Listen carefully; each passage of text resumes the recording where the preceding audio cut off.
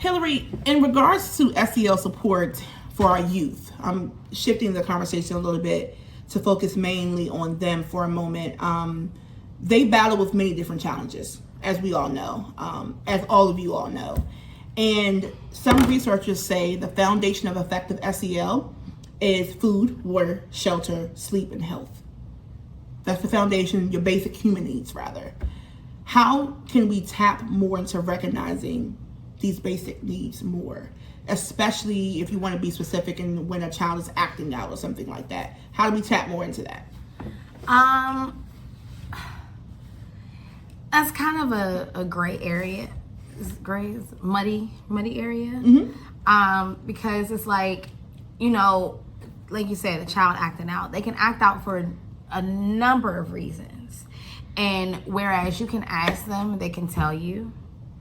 Then you get into, how, not to say how truthful is the statement, but how valid is what they're saying. So I think being able to first off, paying that much attention to your students to know, like, okay, this kid is usually on 5, today they're on 9, what's going on? Things like that, that's easy to recognize, right? But you have those children who are always on 10. So then you really don't know when what is what. I think as far as recognizing, let's start with the basic, food and water. Yes. As an educator, a 6-pack of noodles is $2. So, have a couple of packs of noodles. You think a kid is hungry, you notice that this kid is sitting over there at the lunch table by themselves and they don't have any food in front of them and they just been sitting there, offer them something. Hey, I have some noodles in my classroom. Hey, I got some sun butter, because you can't do peanut butter. Got some sun butter and jelly and bread. And I mean, that's something that I learned. I had some amazing teachers who made me want to teach. And not that we were, I wasn't, that was not my need. I did not have any issues in that area. But I did have teachers who did these things. I had a teacher, Mr. Bonds, Samuel L.E. Bonds. He kept bread, peanut butter, jelly, noodles. Some parents would bring in like chips and fruit snacks. And now, granted, I will say, this was specific to, I was in a choir, this was specific to our group, but he didn't have to do it. If one of his kids, if one of us were somewhere and we didn't have money to eat, he made sure we ate. And I understand, I know that teachers, our income is not there. But we need to change that, by the way, but it's definitely not there. That's the next podcast, okay? But just even understanding that is something that is needed, that might be something that us teachers we got to get our boots on the ground for. Hey, we need some extra funds to allocate to have some emergency food for children. If they miss breakfast, lunch is 3 hours away. What can I do? Just because I don't want to sit and just listen to your stomach go, I can't focus, so I know you can't. Absolutely. Absolutely. And that's something that teachers need to understand. Like a lot of teachers, and I think that there's a transition now that I'm grateful for that we probably did not have. I think that our teachers when we were coming up were a little something. If a child came in hungry, now I was speaking on high school, but when I was younger, which is really the age when, it mattered the most, I probably had some of my most disparaging teachers. Right. Like, you're hungry? Well, lunch is a few hours away. You'll be okay. But I'm not okay. I literally can't be okay. I can't focus. My stomach hurts. That's all I'm focused on. My head hurts. That's all I'm focused on. So I think teachers being intentional about being, about even recognizing it is important. Having those basics. Okay, let me keep a few little snacks. Let me keep a case of water. Boom. Kids are good. As far as shelter, again, gray area, very muddy. Very gray. Because I can't say, hey, I recognize that this kid goes to the shelter every day. Let me take them home with me. And I know that there's some kids that you do want to do that. Like I really did have a child who was homeless, and he was 1, and he was the cutest little thing. And I sure did want to take him home with me every day, but I knew that I'd go to jail. You know, but just, you know, it's a gray area. But if it's a need that you recognize, we're mandated reporters, you all. And being a mandated reporter and reporting a parent does not mean that that parent is a bad parent. And it does not mean that those children will be taken away from that parent. So even being so mindful as to paying attention to your original charge that you involuntarily took when you took up a position to be a teacher, when you took up the position to be an educator, when you signed your name on that line to say, yes, I'm going to be here for these children to provide support, because everybody knows there's some invisible ink on there that says that you might have to play mommy, daddy, nurse, auntie, uncle, judge, therapist, jury, therapist, doctor, all of the above for a child that you never birthed. Never birthed. And you'll never be able to claim on your taxes. But that is the charge that we take, and that is something that a lot of teachers need to take more seriously. CPS, a call to CPS is not an automatic snatch and grab. It's not automatically going to say, oh, this is a horrible parent. Oh, these kids aren't well. No.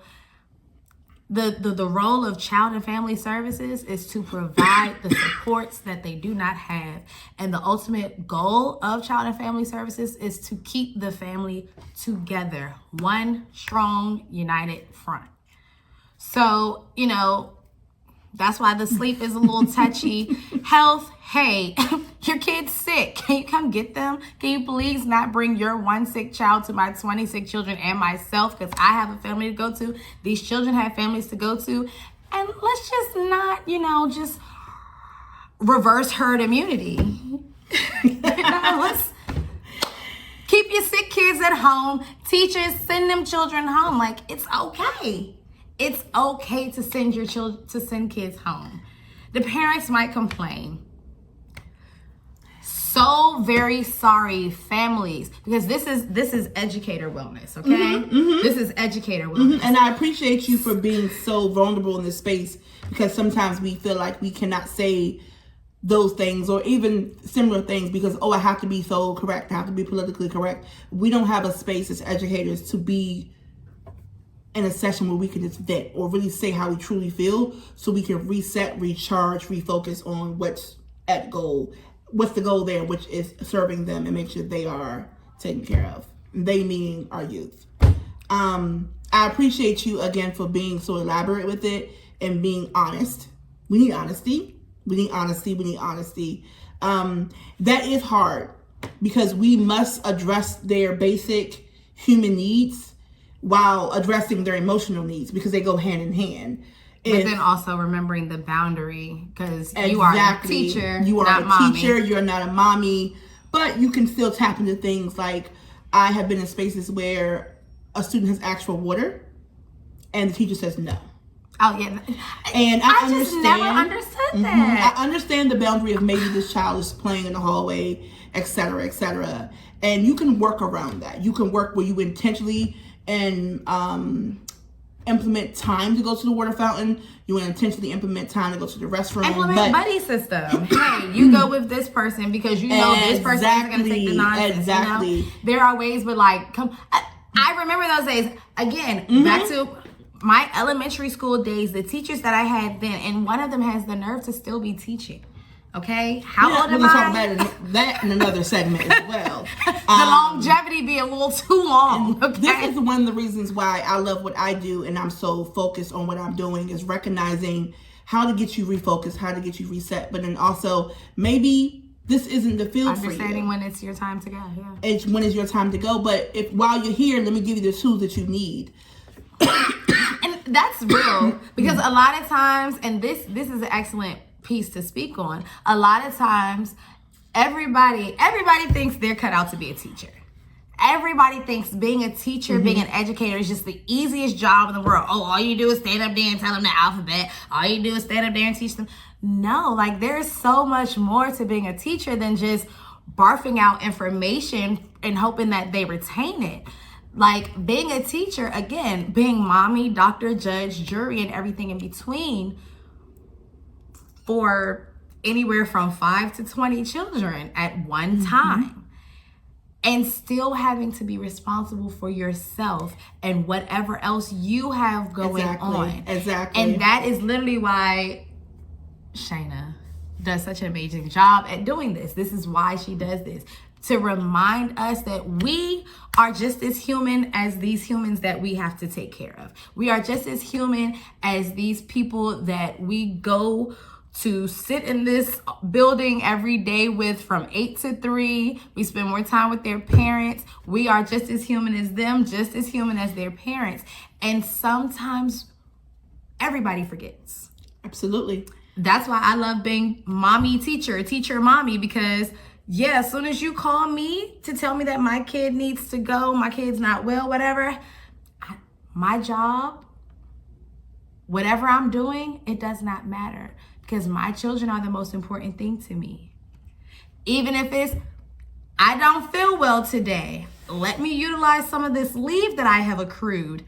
Hey, supervisor, so sorry. But I advocate for utilizing sick leave, personal leave, anything that is set aside for you, it's yours. It is your leave. Sure, they'll pay you out if you don't use it, but if you die because you're not well, who's going to use it?